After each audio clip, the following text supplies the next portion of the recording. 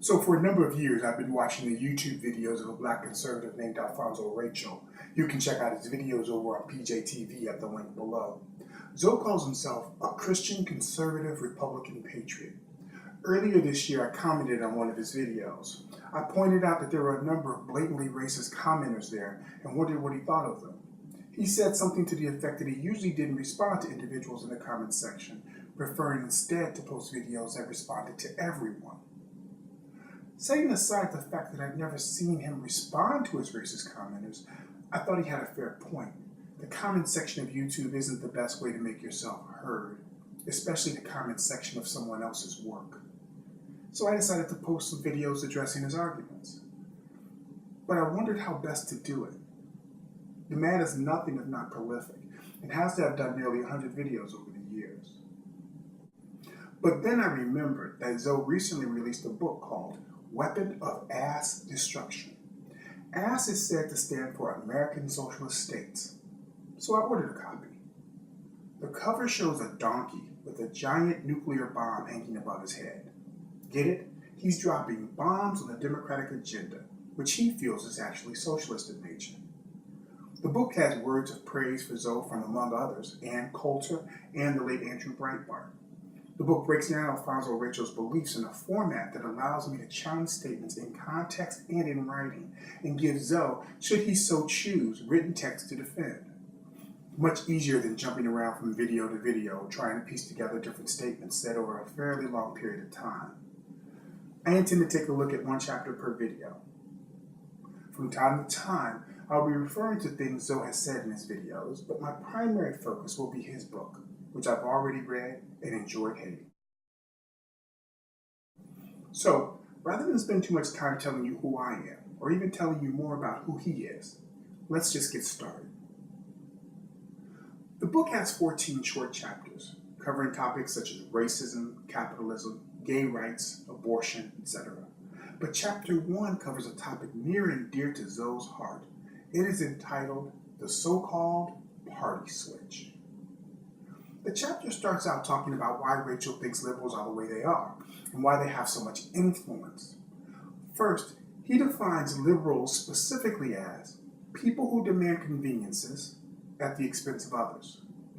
He says that liberals love careers in journalism and the public education system because there they can rewrite history and push their socialist ties or lies. But Zoe says it's time to fight back. He says, quote, "This is a wake-up call to conservatives, and yes, that includes the Tea Party. While you're facing off the liberals in government, you've got your back turned to the culture that puts them in power. You have to learn to connect with the culture, or at least learn how to turn liberal weapons against the liberals who wield them." End quote. And Zoe is going to lead the way. He's going to show the Republicans how to begin to take back the culture, and in so doing, take back the political high ground. Zoe also thinks that he can help the Republicans make inroads into the black community. But first, just a little background. I don't know if you are aware, but the GOP got its ass kicked in the last election. President Obama was reelected with like 93% of the black vote. That is high, even for a Democrat, but not that much higher than normal, really. For example, President Clinton won 83% of the black vote in 1992 and 84% in 1996. Al Gore received a whopping 90% of the black vote, and even Michael Dukakis won 89% of the vote in his losing election. Before him, Jimmy Carter won 83%. It's fair to say that since at least the 1960s, African Americans have consistently and overwhelmingly voted Democrat. This has been a source of frustration for Republicans for decades, because there was a time when many blacks in America were Republicans, and for good reason. Republicans see blacks continuing to vote Democrat at such high percentages to be bad news. But they see the high numbers of blacks that have voted in the last 2 presidential elections to be nothing less than an existential threat to the party. And they are correct. But it's not just us, good folks of the GOP. Obama won Latinos, the fastest growing demographic in America, at 71%. Jews at 69%, and oh, this one hurts so bad, Asians by 73%. Many party pundits, such as Bill O'Reilly, Ann Coulter, and Sean Hannity, will be happy to tell you that black people voted Democrat because they want free stuff. And Latinos voted Democrat because they love illegal immigration. And white women are sluts and want free contraception and abortions. So of course they voted Democrat. Jews are all bleeding heart communists, of course, but Asians, hardworking, studious, generally prosperous, conservative, upstanding Asians. How could they? Could it be because they too realize that you are the party that cares least about people? And maybe, just maybe, that has something to do with why blacks, Latinos, Jews, gays, and yes, so very, very many white people voted Democrat too. Anyway, back in the day, somewhere, something happened and blacks began to vote for Democrats.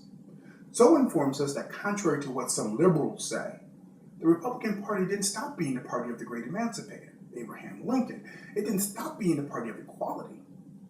It didn't simply stop being the party that passed the 13th, the 14th, and the 15th Amendments to the Constitution.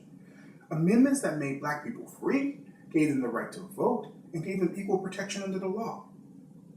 Blacks simply started voting Democrat, and Zoe thinks he knows why.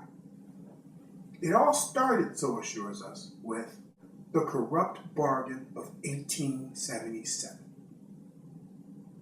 What's that you say? What corrupt bargain? Well, according to Zoe, it was a handshake agreement between Republican candidate Rutherford B. Hayes, or Ruthie B, as Zoe calls him. He's hip like that. And the Democrats that he would withdraw Union troops from the South in exchange for being awarded the contested presidential election of 1876. Basically, it was the end of the Reconstruction period after the Civil War. Zoe thinks this betrayal is where it all began. Zoe states that the so-called party switch is often said to have happened as part of the Southern strategy of the 1960s, when Republicans began to appeal directly to racist Southern Democrats, thereby alienating black voters. But he argues that blacks were already voting Democrat by then. And he's right. Blacks voted for Democrat Frederick Roosevelt by about 70% in 1932, even though a majority of blacks still saw themselves as Republicans. FDR got similar numbers for the next two elections, and by 1948, after President Truman had desegregated the military and issued an executive order against racial bias in federal hiring, a majority of blacks identified as Democrat, and Truman received 77% of the vote.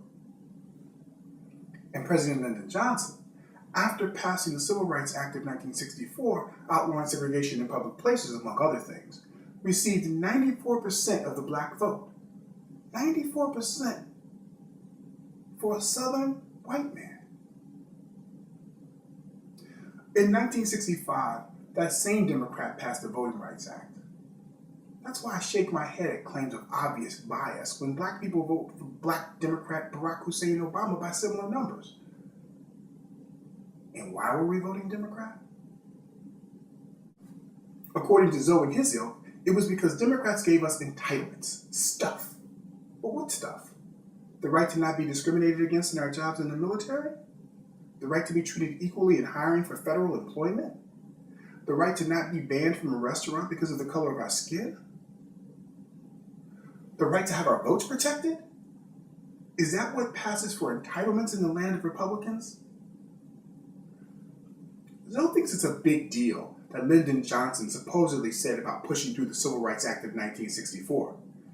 I'll have those ninjas voting Democrat for the next 200 years. Well, clutch my pearls. A politician thinks passing legislation will help he and his party win votes. What? This is unheard of. I guess that's why right-wingers are always introducing stupid, dead-on-arrival bills that do nothing but pander to their base. Bills to outlaw already illegal Sharia law, for example. He thinks blacks should support the party that attacks the minimum wage, and women, and gays, and better health care, and even food safety standards. These bastards don't even believe in public education. Again, Zoe is very clear on the historical racism and disenfranchisement of Black Americans by white Democrats. He is telling his readers, and the target of his book is most decidedly not Black people, that Black people don't know that the Democratic Party in America has a long history of racism. But we do. It's just that Blacks typically don't view racism through a political party prism. We just see it as racism. Zoe thinks Blacks spend too much time talking about it anyway, and mostly only discusses it when he's attempting to attribute it to white Democrats, or to suggest that Blacks that point out racism are the real racists. It's almost as if he is only interested in discussing racism when it benefits the party he supports. But then he gets upset when someone calls him bad names and suggests he's carrying water for Republicans. As for those of you who follow Zoe, you should know that he is just wrong about this. He is leading you astray. Blacks don't support the Democratic Party because they believe it has always supported them. They support the Democratic Party because they believe it supports them now. And compared to the Republican Party, it most certainly does. Whether you agree or not, please make sure to rate, subscribe, and comment. Next time we'll be covering Chapter 2, and I'll see you then.